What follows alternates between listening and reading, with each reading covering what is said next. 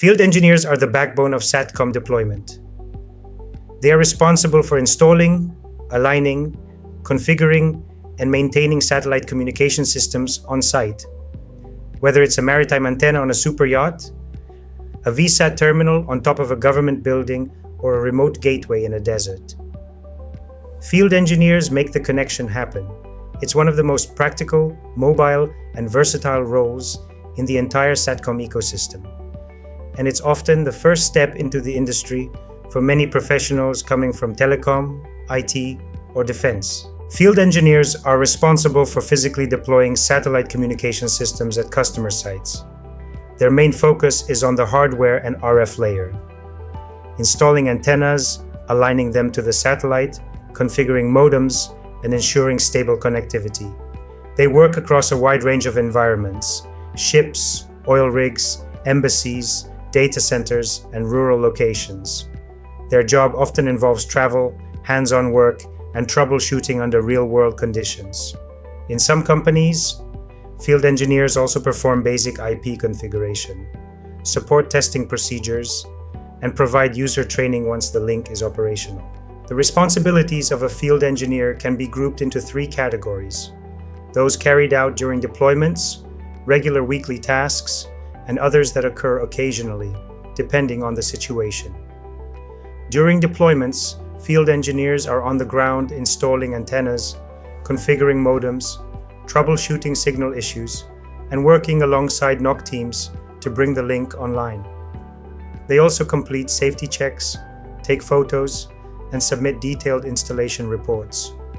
On a weekly basis, the role may involve scheduled maintenance, equipment replacements, firmware updates, or performance tests to ensure service quality is within agreed standards.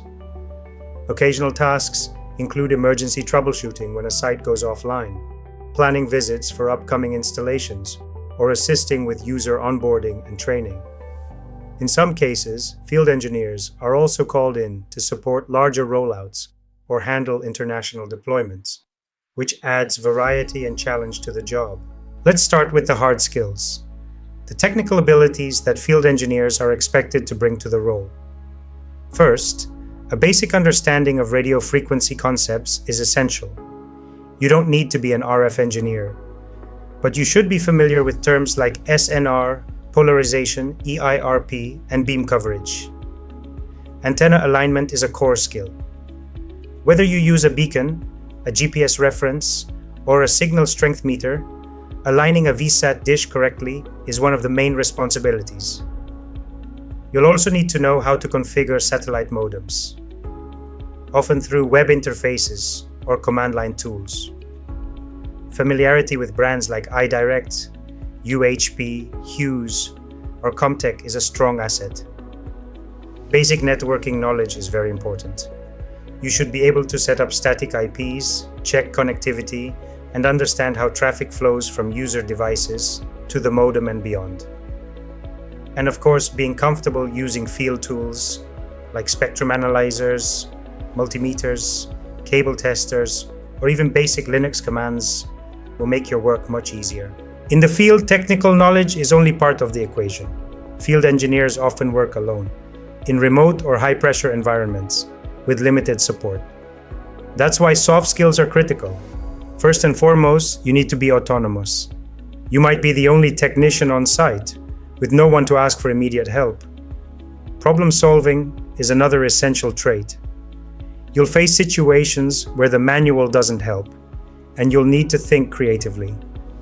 Communication skills are key, not just with the customer, but also with remote NOC teams and colleagues. You also need to be organized and thorough. Documenting your work properly and following checklists is crucial for traceability. And finally, being adaptable helps, because deployments don't always go as planned. The field engineer role is one of the most accessible ways to enter the SATCOM industry. Many field engineers didn't start with a background in satellite communications. Instead, they came from related fields and adapted their experience. If you've worked in telecom, networking, military communications, or technical field service, you may already have many of the core skills needed. Experience with hands-on deployments, basic IP configuration, or installing antennas or cameras can be highly transferable. What matters most is your ability to work independently, follow procedures, and solve problems on site. If you're willing to learn the specific tools and concepts used in SATCOM, this role can be your entry point into the industry. Let's talk about the tools and platforms field engineers use, as well as certifications that may help you stand out. First, most companies work with specific modem platforms.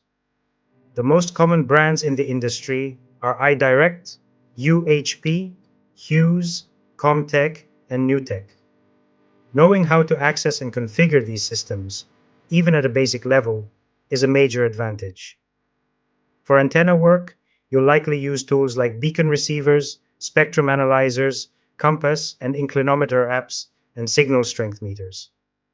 You'll also need basic tools like a laptop with terminal software, a multimeter, and cable testers. On the certification side, nothing is strictly required to enter the role, but some vendors offer introductory certifications, like iDirect's or UHP's online training, or the GVF Global VSAT Forum program. These can help demonstrate initiative and provide foundational knowledge before your first deployment. The field engineer is a hands-on practical role that puts you right at the heart of SATCOM deployments. You'll be working with real equipment, often in remote or mission-critical environments, and your job will directly impact service availability. You don't need to be an expert in RF or networking, but you do need a solid foundation, a willingness to learn, and the confidence to work independently. One last thing to keep in mind. Field engineers often learn faster than anyone else in SATCOM. That's because they're exposed to real-world scenarios every day, dealing with RF, networking, equipment failures, environmental constraints, and customer interaction, often all in one shift. This constant hands-on problem solving builds a kind of technical confidence that's hard to gain from behind a desk. That said, it's also important to be realistic. This role typically involves travel, irregular hours, and time away from home. For that reason, many professionals find it to be an exciting and rewarding path, especially during the earlier stages of their careers, before they have significant personal or family commitments. If you're flexible, curious, and motivated, field engineering can be a powerful gateway into the SATCOM industry. One last strategic tip: field engineering is in high demand, so much so that many companies struggle to find and retain good technicians. That's great when you're trying to get in, but it can become a challenge when you're ready to move on to other roles like NOC, integration, or project management. That's why it's important to have a plan. Build your profile while you're in the field. Document your experience. Learn to communicate with other teams, and develop the skills you'll need for your next move. Think of field engineering as a strong launchpad,